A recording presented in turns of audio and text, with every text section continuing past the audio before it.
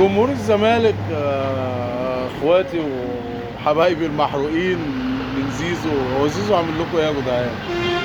عمالين تقولوا ده واحد يطلع يقول لك ده ما يسلمش على حسام حسن، التاني يطلع يقول لك ده مش عارف ايه. انا افتكر في سنه من السنين زيزو ده لما كان بيلعب في نادي الزمالك كان في مره ما راحش فيها المنتخب كده تقريبا، ولا كأنه ميسي ما راحش منتخب الارجنتين.